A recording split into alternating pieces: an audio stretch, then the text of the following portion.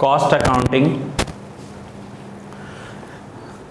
आज हम स्टार्ट कर रहे हैं। सबसे पहले कॉस्ट अकाउंटिंग में जो चैप्टर्स हैं, जो फर्स्ट चैप्टर है that is cost accounting theory है।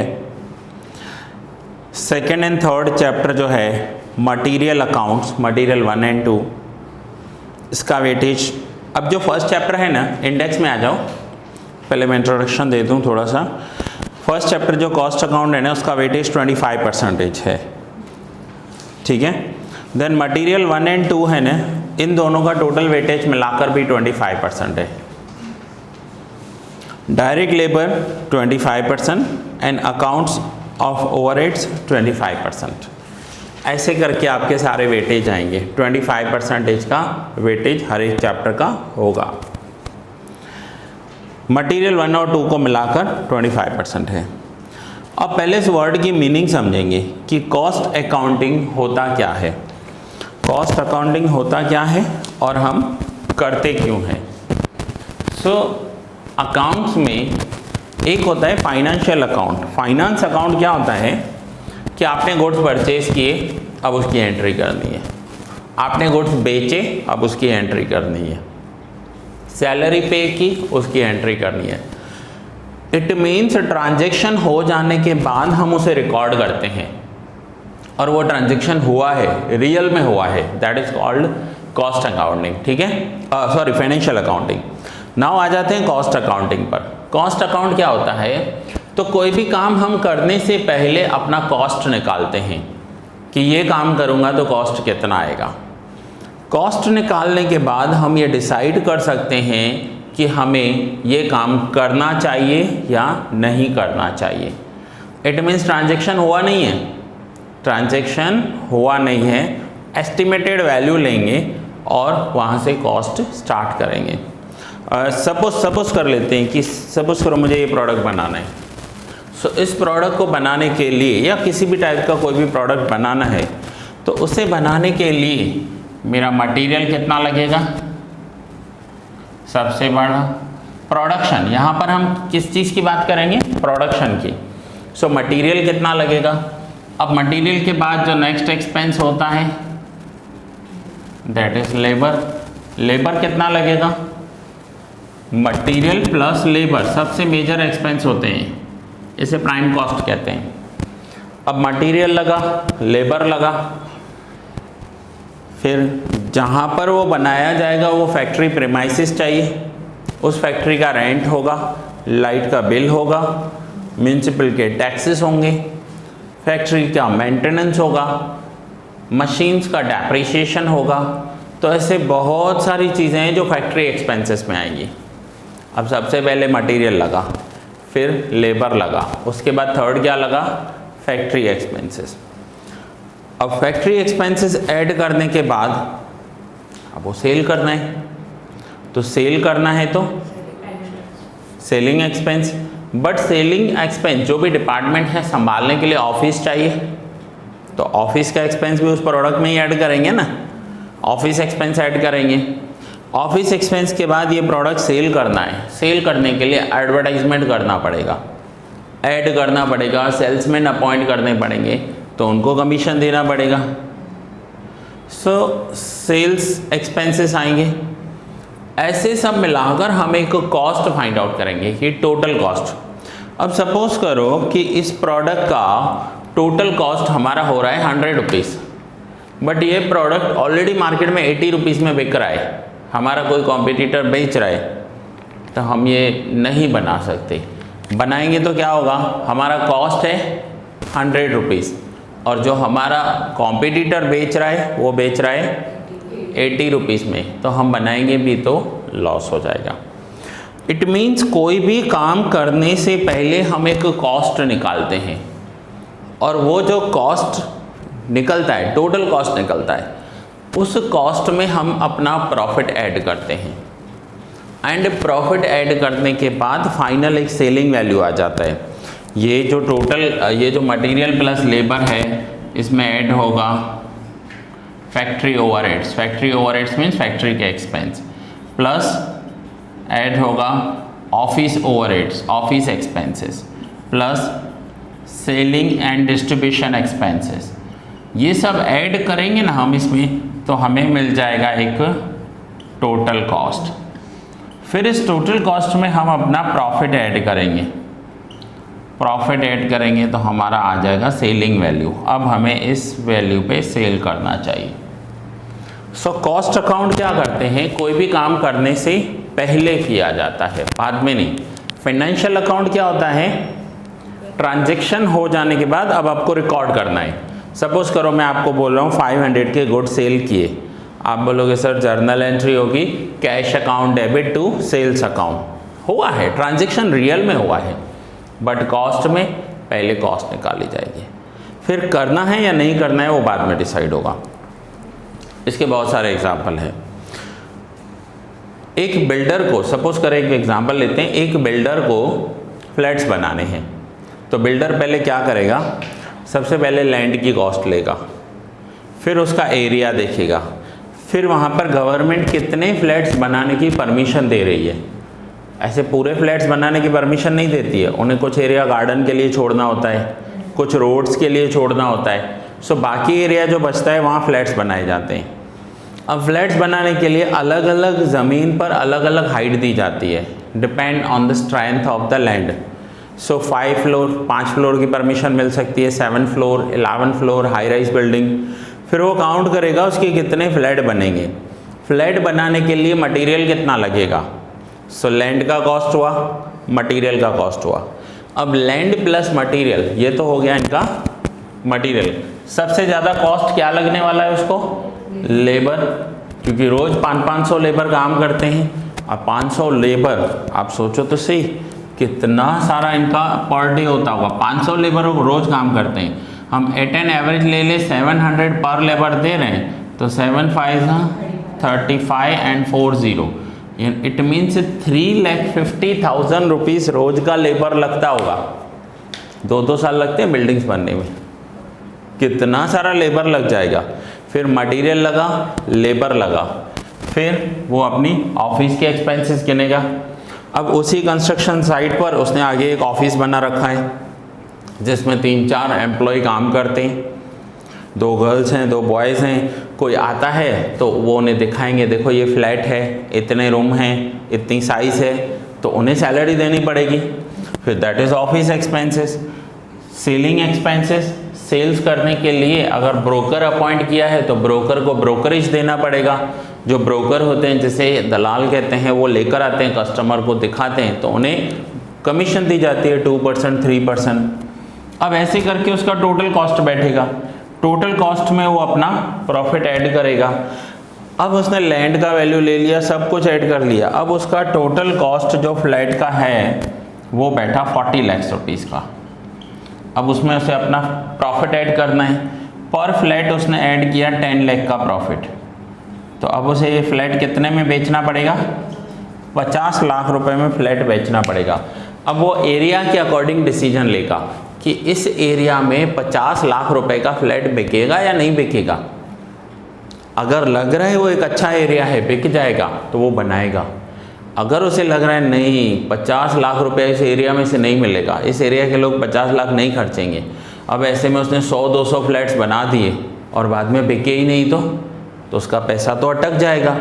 सो वो कॉस्ट अकाउंटिंग करके पहले से ही प्री डिसाइड कर लेगा कि ये काम करना चाहिए या नहीं करना चाहिए। अगर उसे लगेगा नहीं करना चाहिए तो वो नहीं करेगा। ज़रूरी नहीं है हर एक कॉस्ट अकाउंट किया हुआ काम हम करेंगे ही। नहीं समझ में आएगा तो नहीं करेंगे, अगर समझ में आएगा तो करेंगे। सो फाइनेंशियल अकाउंट होने के बाद करते हैं, ट्रांजैक्शन होने के बाद करते हैं। कॉस्ट अकाउंट ट्रांजैक्शन होने से पहले एस्टिमेट लगाने के लिए करते हैं कि ये काम हमें करना चाहिए या नहीं करना। हाँ, एस्टिमेट लग जाता है। अब दूसरा एक एग्जांपल लेते हैं जो आपके इसी कॉस्ट अकाउंट में है। ये जो फर्स्ट चैप्टर है ये इंट्रोडक्शन है कॉस्ट का। तो हम पहले समझेंगे कि कॉस्ट अकाउंट होता क्या है, करते क्यों है, पता तो होना चाहिए। सीधा मैं 4th चैप्टर 5th चैप्टर कोई भी चैप्टर स्टार्ट कर दूं, आपको पहले पता तो हो कि हमें करना क्या है पूरे बुक में, ठीक है। अब एक और एग्जांपल लेते हैं प्रिंटिंग का। अब सपोज करो कोई प्रिंटिंग का काम करता है, प्रिंटिंग मीन्स स्टेशनरी प्रिंटिंग करने का, ओके। अब उसके पास जो कस्टमर जाते हैं ना, सब अलग अलग, एक जैसा कस्टमर होता ही नहीं, सब अलग अलग। कैसे? सपोज करो एक कस्टमर गया विजिटिंग कार्ड प्रिंट करवाने, तो विजिटिंग कार्ड प्रिंट करने एड्रेस के कार्ड होते हैं ना, तो पहले देखेगा कि कार्ड कौन सा चाहिए, प्लास्टिक का चाहिए या पेपर का चाहिए। तो आपसे पहले कार्ड चूज़ करवाएगा, आपने कहा प्लास्टिक का चाहिए तो कार्ड के पैसे गिनेगा। सबसे पहले मटेरियल का पैसा, इंक कितनी लगेगी, फिर इंक में क्या पूछेगा आपसे, आपको सिंगल कलर प्रिंट करवाना है या मल्टी कलर प्रिंट करवाना है। आपने कहा मल्टी कलर, तो पहले वो मटेरियल में क्या करेगा, आपको जो भी कार्ड चाहिए उस कार्ड के पैसे प्लस उसमें इंक के चार्जेस प्लस वो जो डिज़ाइन चार्जेस होंगे, ठीक है, डिज़ाइन चार्जेस लेगा आपसे। फिर डिज़ाइन चार्जेस के बाद लेबर, लैमिनेशन करवाना है नहीं करवाना है, सो बहुत सारे इसके एक्सपेंस होते हैं। हर एक कस्टमर अलग टाइप का है। आपको वो एक अमाउंट दे देगा ये कि 1000 रुपीज़ में मैं आपको 1000 कार्ड्स प्रिंट करके दूंगा। आपको लगेगा हाँ करवाना है, आप करवा दोगे, नहीं करवाना है आप मना करोगे। तो ये पहले टोटल कॉस्ट कैलकुलेट करेगा, फिर अपना प्रॉफिट ऐड करेगा एंड आपको बताएगा। कार्ड ले लिया, मटेरियल हो गया, इंक ले लिया, फिर लेबर चार्जेस देखेगा, फैक्ट्री में जहाँ प्रिंट होंगे उस फैक्ट्री का खर्चा है, वो फैक्ट्री उसकी अपनी नहीं है, रेंट पर है। अब सपोज करते हैं कि कार्ड बनाने में महीना तो नहीं लगेगा, महीना नहीं लगेगा, ध्यान से समझना इस पॉइंट को।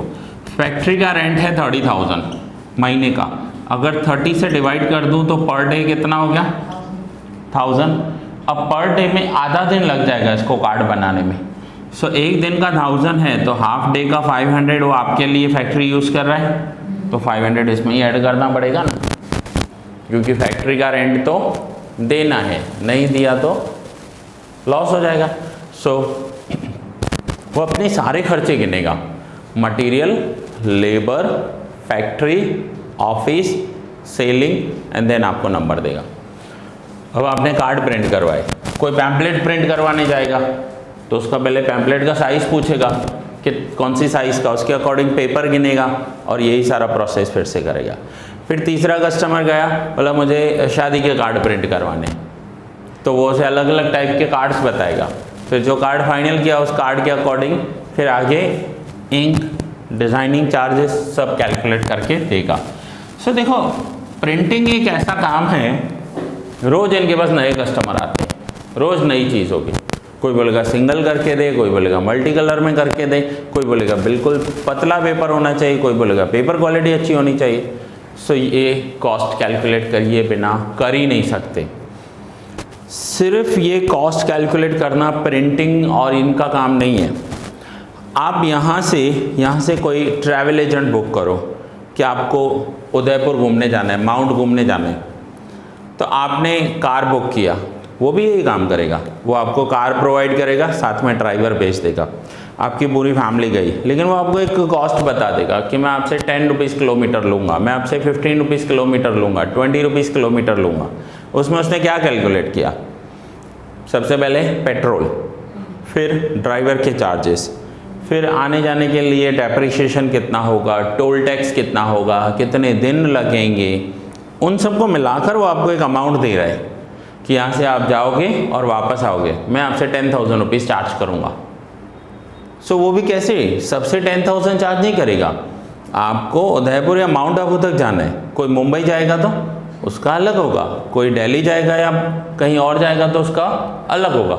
सो हर काम में एक कॉस्ट चाहिए होती है और वो कॉस्ट कैलकुलेट करनी पड़ती है। बहुत सारे लोगों का काम ही कॉस्ट कैलकुलेट करना है, बिना कॉस्ट के उनका काम नहीं चल सकता। एक और एग्जांपल दूं कि शादी में हमें कैटरर को बुलाया और हमने कहा कि कैटरिंग का पूरा काम कर ले। सबसे पहले वो आपसे क्वेश्चन क्या करेगा,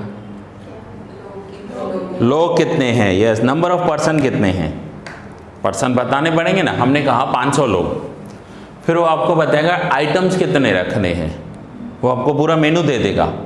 फिर आप बताओगे ये आइटम रखना है, ये नहीं रखना है, खाने में इतने आइटम, स्टार्टर में इतने आइटम, सूप रखना है, वेलकम ड्रिंक रखना है, स्वीट्स में ये रखना है, सब कुछ आप उसे चूज़ करके बताओगे। फिर वो आपको एक कॉस्ट बताएगा कि मैं आपसे पर प्लेट 500 रुपीज़ लूँगा। अब सपोज़ करो उसने आपको पर प्लेट 500 दे दिया और 500 लोग आए, तो वो आपसे 2.5 लाख रुपया चार्ज करेगा एक वन टाइम के लिए। ये कैसे इसने अमाउंट दिया कि मैं 500 चार्ज करूँगा? सभी कैटरर 500 चार्ज नहीं करते, सबका अलग अलग होता है, क्वालिटी अलग अलग होती है। सो कॉस्ट कैलकुलेट किए बिना ये लोग काम कर ही नहीं सकते। क्लियर हो गया? कॉस्ट अकाउंट ट्रांजैक्शन होने से पहले। सो कंसेप्ट क्लियर हो गया कि हम कॉस्ट अकाउंट करते क्यों हैं।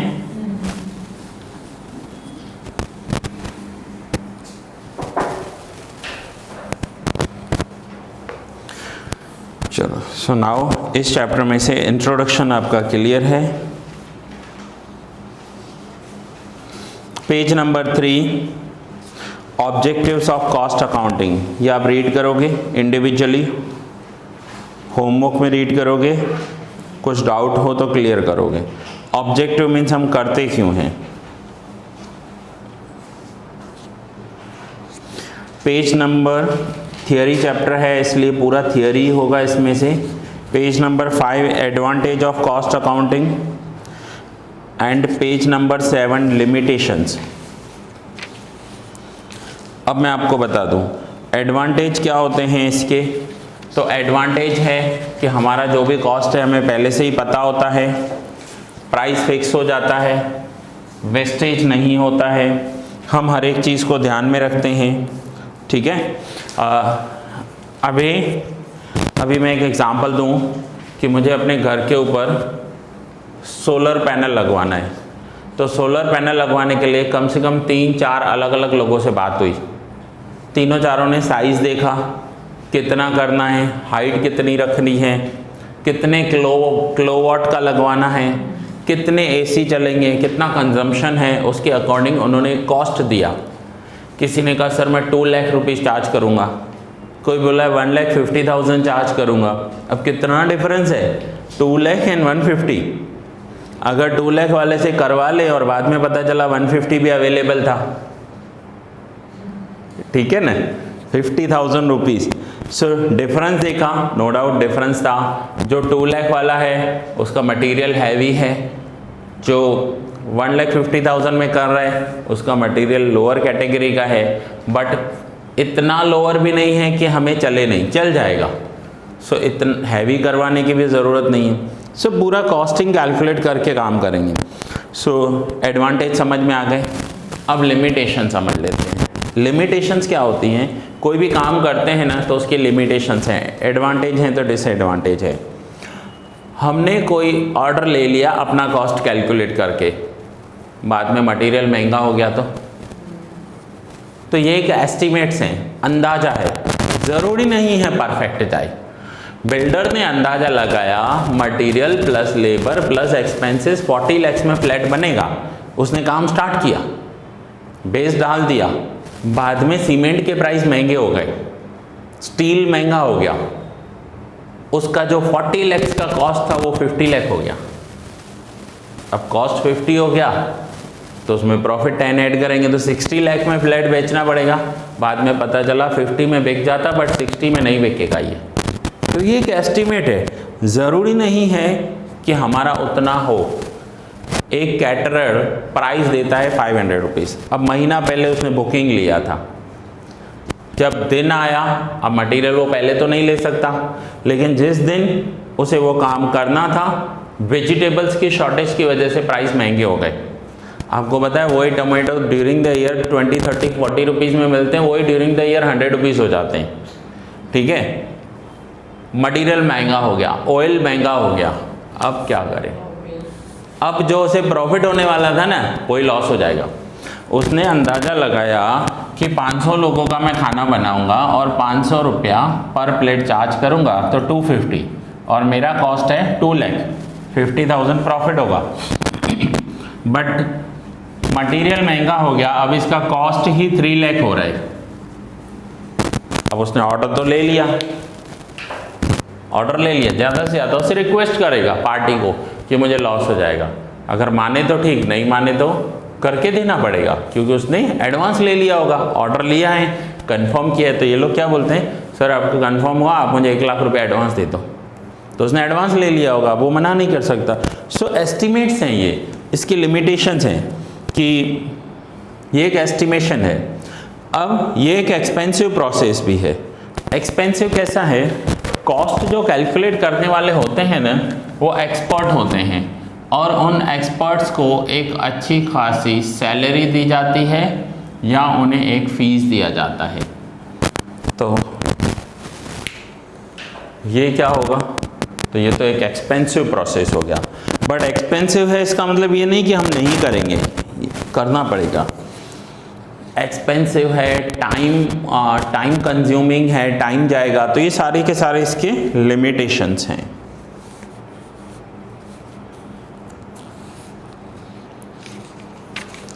ओके, नाउ इस चैप्टर में से जो डेफिनेटली एंड 100% आता है और आ सकता है वो है आपको कॉस्ट बतानी है कि किस टाइप की कॉस्ट उन्हें कैलकुलेट करनी पड़ती होगी, और वो है आपका पेज नंबर 25 पर।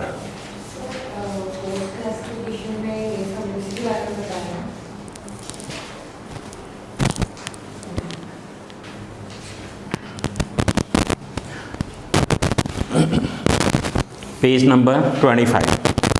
अब इस चैप्टर में से आपको इंट्रोडक्शन पूछ सकते हैं, कॉस्ट क्या होता है, क्यों करते हैं, ऑब्जेक्टिव्स क्या हैं कॉस्ट के, advantage, disadvantage. Now page number 25 पर आ जाओ। तो ये जो टेबल है ना, इसमें से एक क्वेश्चन हमेशा आता ही है, हमेशा आता ही है। सो क्या है, table showing method of costing and industry to which applicable. अलग अलग इंडस्ट्रीज को अलग अलग कॉस्ट मेथड यूज करना होता है। जैसे फर्स्ट है यूनिट, आउटपुट और सिंगल कॉस्ट। एक बार होगा, सिंगल कॉस्टिंग होगी। तो ये किस किस के लिए एप्लीकेबल होता है, so mines, bricks, dairies, poultry, flour mill, breweries, paper mill, cement industry and steel plant. ये पर यूनिट कैलकुलेट करते हैं कि इनका पर यूनिट। तो आपको है ना, सपोज करो आ गया स्टील प्लांट, तो आपको 2-3 ऑप्शन देंगे कि स्टील प्लांट में क्या होता है, तो यूनिट कॉस्टिंग होता है इसमें। यूनिट मीन्स पर यूनिट कितना एक्सपेंडिचर हो रहा है वो कैलकुलेट करते हैं। Second is job costing. Job costing कहाँ पर होता है, जिसमें हर एक का अलग अलग काम होगा। जैसे प्रिंटिंग प्रेस, तो प्रिंटिंग प्रेस वाले क्या करते हैं, कोई विजिटिंग कार्ड करवाने आएगा, कोई पैम्पलेट छपवाने आएगा, कोई मैरिज के कार्ड छपवाने आएगा, हर एक का अलग अलग काम। कोई बिल बुक छपवाने आएगा। तो प्रिंटिंग वालों का क्या है, जॉब कॉस्टिंग होता है। वो उस जॉब को समझेंगे कि क्या करना है आपको, मटेरियल कौन सा, इंक कौन सी, single ink, multi colour ink, उसके अकॉर्डिंग प्राइस देंगे। सो वो एक जॉब होता है उनके लिए, वो एक जॉब कार्ड बनाते हैं, उसमें पूरी डिटेल लिखते हैं। उनके पास एक पेपर होता है, जैसे आप स्कूल कॉलेज में एडमिशन लेते हो तो एडमिशन फॉर्म भरते हो ना, सो वो एक जॉब कार्ड लेते हैं। सबसे पहले पार्टी का नेम लिखेंगे, हाँ आपको क्या करवाना है, उसने कहा विजिटिंग कार्ड, फिर पेपर लिखेगा, फिर इंक लिखेगा, ऐसे करके उसका टोटल करता जाएगा। सो उनके लिए जॉब कॉस्टिंग होता है, printing press. Then next is garage and repairs. अब गैरेज वालों का भी जॉब कॉस्ट होता है। उनका जॉब कॉस्ट कैसे होता है, समझे कार लेकर आया और वो कार लेकर आया सर्विस करवानी है। अब जब कार सर्विस होती है तो थोड़े बहुत प्रॉब्लम देख लेते हैं, ऑयल चेंज कर लेते हैं, फिल्टर्स चेंज कर लेते हैं। फिर किसी ने कहा इसमें मेरा एसी भी काम नहीं कर रहा है, तो वो ऐड कर देगा, ठीक है एसी को भी सर्विस करना है। फिर किसी ने कहा एसी तो बहुत अच्छा है लेकिन इस व्हील में से आवाज़ आ रहा है, तो वो उस काम को ऐड कर देगा। सबका एक जैसा नहीं होगा।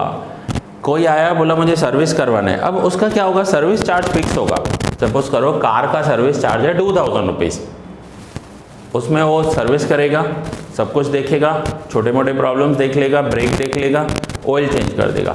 लेकिन किसी ने कहा मुझे एसी का भी सर्विस करवाना है, तो 1000 ऐड कर देगा। कोई बोलेगा व्हील में से आवाज़ आ रहा है, तो उसके 500 ऐड कर देगा। कोई बोलेगा मेरा वाइपर काम नहीं कर रहा है, तो उसके ऐड कर देगा। मीन सब करके देगा, बट हर कार का एक अलग काम होता है।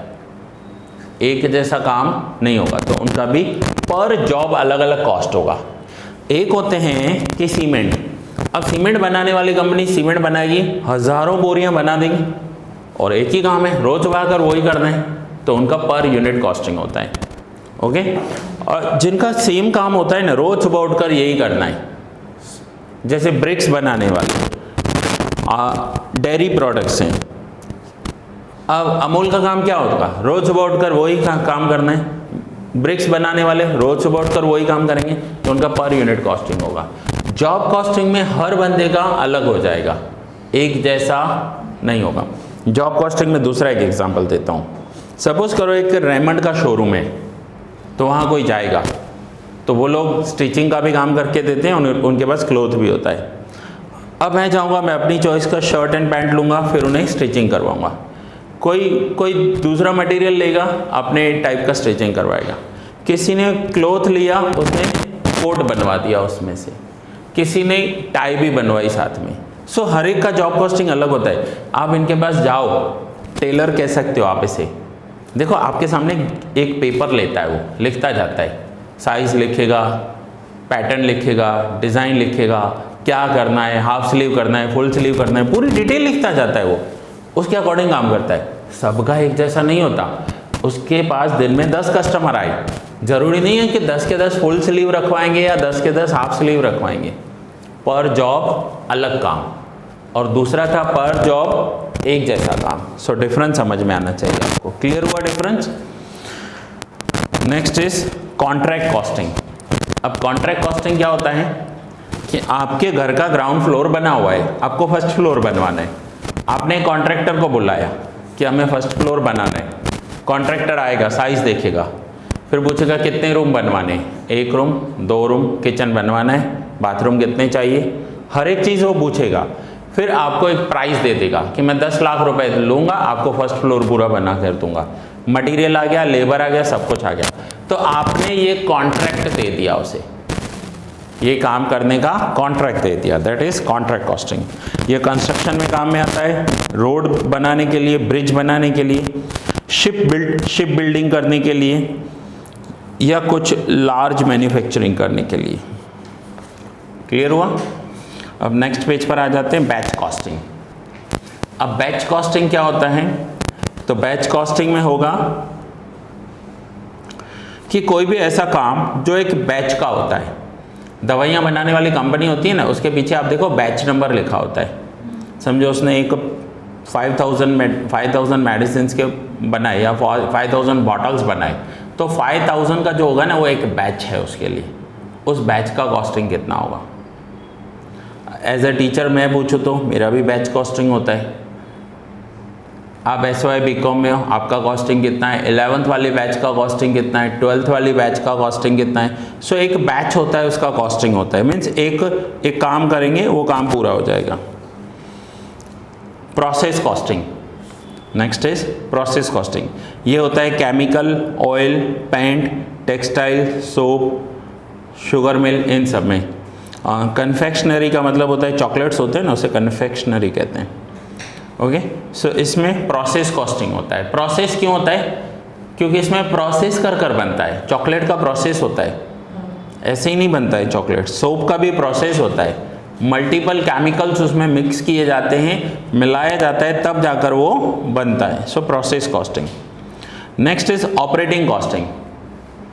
ऑपरेटिंग कॉस्टिंग का मतलब होता है कुछ ऑपरेट करना, जैसे रेलवे, बस ऑपरेट करना, road transport, electricity company, water supply, gas, hospital, hotels, इनके ऊपर ऑपरेटिंग कॉस्टिंग आता है। अब हॉस्पिटल, ऐसे सम्स हैं आपको कि एक डॉक्टर है, उसका हॉस्पिटल है, उस हॉस्पिटल में इतने पेशेंट्स आते हैं, उस हॉस्पिटल में स्टाफ इतना है, नर्सेस इतने हैं, बेड के चार्जेस इतने हैं, फिर उसका इलेक्ट्रिसिटी इतना आता है। अब बताओ उसका पर रूम कॉस्ट कितना हो गया। एक होटल है, उस होटल का इलेक्ट्रिसिटी, क्लीनर, समझो होटल में 50 रूम है, लेकिन बुकिंग 5 का ही हुआ, पर उनके पास क्लीनर तो 50 के लिए है ना, तो वो तो उनका एक्सपेंस तो होता होगा, मेंटेनेंस होता होगा। सो ये सारा कॉस्ट कैलकुलेट करना होता है, कॉस्ट कैलकुलेट करेंगे, ऑपरेटिंग कॉस्टिंग में आता है। अब आपको एग्जाम में क्वेश्चन आएगा कि हॉस्पिटल्स, अब सामने 4 ऑप्शन दे देंगे, batch costing, unit costing, process costing या ऑपरेटिंग कॉस्टिंग। तो आपको क्या लिखना है कि ये कौन सा है? Operating costing. Very very very most important. इसमें से एक क्वेश्चन तो मिनिमम आएगा और 25% वेटेज है इस चैप्टर का। क्या पूछेंगे? Introduction, advantage, limitations, objectives of costing and ये।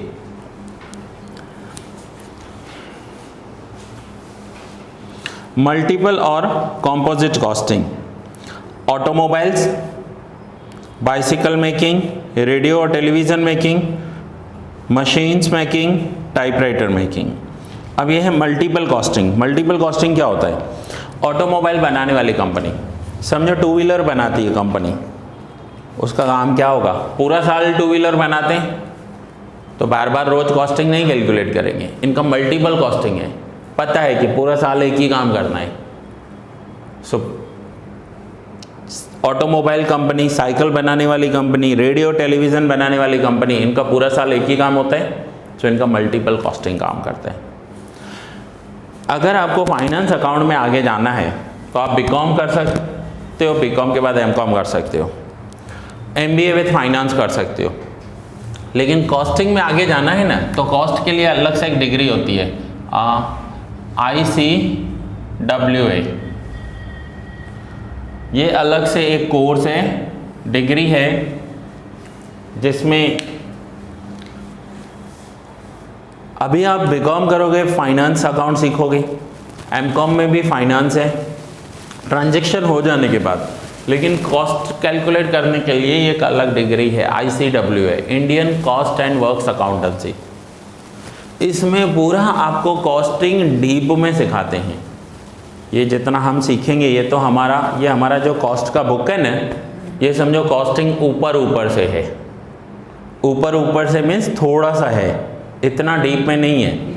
जैसे आपको अकाउंट्स में और डीप में सीखना है तो आप CA कर सकते हो, चार्टर्ड अकाउंटेंट डीप में होता है उनके लिए, और बीकॉम वालों के लिए अकाउंट कितना है? ऊपर ऊपर से, सिर्फ नॉलेज हो उतना। सो ये जो कॉस्ट अकाउंटिंग है ये थोड़ा सा है आपके कोर्स में, ऊपर ऊपर से है, डिटेल में सीखना है तो ये डिग्री करनी पड़ेगी। ये बीकॉम के बाद होती है, ठीक है? 12th के बाद नहीं होती है, बीकॉम के बाद ही करेंगे। सो ये फर्स्ट चैप्टर था। मैंने आपको फर्स्ट चैप्टर में से फिर से बता दूं, introduction, advantage, limitations, objective of costing, और ये जो हमने अभी सीखा ये आ सकता है। सो ये फर्स्ट चैप्टर था आपका। अब आ जाओ आप पेज नंबर 41 पर।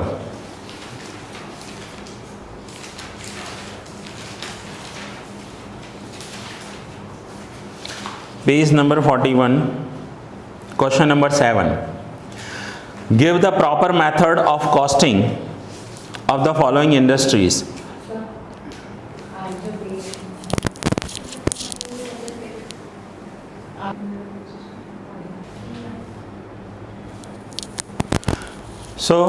ये जो मैं आपको पेज नंबर बता रहा हूँ 41, ये इस ओल्ड एडिशन के बुक में से बता रहा हूँ। तो पहले ओल्ड एडिशन में से देख लेते हैं, फिर न्यू एडिशंस भी बताता हूँ मैं आपको। अब ओल्ड एडिशन में लिखा हुआ है क्वेश्चन नंबर 7, टेक्सटाइल इंडस्ट्री, तो इसके सामने क्या होगा? प्रोसेस कॉस्टिंग है ये। केमिकल इंडस्ट्री, प्रोसेस कॉस्टिंग है। पैसेंजर बस, तो पैसेंजर बस ऑपरेटिंग कॉस्टिंग में आता है। Ship building, contract costing. Flour mill, unit costing. And radio, multiple costing में आता है। सो ये आपको टाइप्स याद करने होंगे कि किस टाइप का कॉस्टिंग होगा। अब हम न्यू एडिशन जो अभी मेरे पास अवेलेबल है वो ये है। इसमें से मैं आपको बता रहा हूँ कि ये कॉस्टिंग में आपको कहाँ पर दिया हुआ है। तो आप पेज नंबर 51 पर देखिए। Page number 51, question number 5, give the proper method of costing. So first लिखा हुआ है brick making, bricks making, single costing. Hotel industry, operating costing. Cement single costing, road transport operating costing, building construction contract costing, oil and refinery process costing and printing industries job costing. तो ये आपको proper method जो है वो याद करने हैं। आपका न्यू एडिशन है या ओल्ड एडिशन है, डजेंट मैटर, आपको एक्सरसाइज में सारे क्वेश्चंस यही दिए हुए हैं। आप देखो इसके सिवाय और कुछ है ही नहीं। आप एक्सरसाइज में जितने भी क्वेश्चंस देखोगे ना तो हर एक में यही है, आपको सिर्फ आइडेंटिफाई करना है कि ये किस टाइप का कॉस्टिंग है, इसका प्रॉपर मेथड क्या होगा। अगर आपका काम बस का है तो उसमें आपका ऑपरेटिंग कॉस्टिंग होगा, फ्लाइट का है तो ऑपरेटिंग कॉस्टिंग होगा। ऑपरेटिंग कॉस्टिंग में क्या होता है, समझो फ्लाइट है, यहाँ से मुंबई जा रही है, 10 लाख रुपीस का पेट्रोल लगेगा। सो पेट्रोल, स्टाफ का salary, depreciation, government taxes, charges सब इंक्लूड करेंगे। अब अगर फ्लाइट का कैपेसिटी 400 लोगों का है तो वो पर सीट अपना एक कॉस्ट कैलकुलेट करेंगे कि आने जाने का टोटल हमारा इतना खर्चा हो रहा है तो पर सीट हमारा कॉस्ट कितना हुआ। अब पर सीट कॉस्ट हुआ ना तो आप देखो उनके अगर सारी सीट्स बुक हुए ना तो प्रॉफिट होता है, आधे सीट्स बुक हुए हो सकता है उनका सिर्फ कॉस्ट निकल जाए, और आधे से भी कम सीट्स बुक हुए तो लॉस हो जाएगा। अगर उनकी 400 सीट्स हैं और 50 सीट बुक हुए, खाली जा रहा है फ्लाइट, तो लॉस हो जाएगा क्योंकि फ्लाइट खाली जा रहा है, उनका खर्चा तो पूरा हो रहा है। ठीक है, हम लोग चिल्लाते हैं कि ट्रेन के टिकट्स नहीं मिलते, वेटिंग मिलता है, वो हमें वैकेशन के टाइम पे मिलता है। वैकेशन के टाइम पर सीट्स नहीं होते क्योंकि सब एक साथ घूमने के लिए निकलते हैं, डिमांड बढ़ जाती है। यही आप ऑफ सीजन में देखो, दिसंबर में देखो, नवंबर में देखो, आधी ट्रेन खाली जाती है, तो उनका ऑपरेटिंग कॉस्टिंग तो हो रहा है ना, उन्हें स्टाफ तो अपॉइंट किया हुआ है, उनका पेट्रोल डीजल सब कुछ लग रहा है, इलेक्ट्रिसिटी, सो ये सब कॉस्ट कैलकुलेट करना पड़ता है। ठीक है, क्लियर हुआ। सो ये आज इंट्रोडक्शन था, फर्स्ट चैप्टर था, एक ही लेक्चर में फर्स्ट चैप्टर पूरा हो गया। अब आप जो एक्सरसाइज में है ना उसमें ज़्यादा प्रैक्टिस कर लेना, एक्सरसाइज में जो आपको मेथड्स दिए हुए ना उसकी प्रैक्टिस करनी है। आज के लिए आपने कॉस्ट का मीनिंग समझ लिया कि कॉस्ट होता क्या है। ठीक है, नेक्स्ट लेक्चर में कंटिन्यू करेंगे आगे के चैप्टर्स।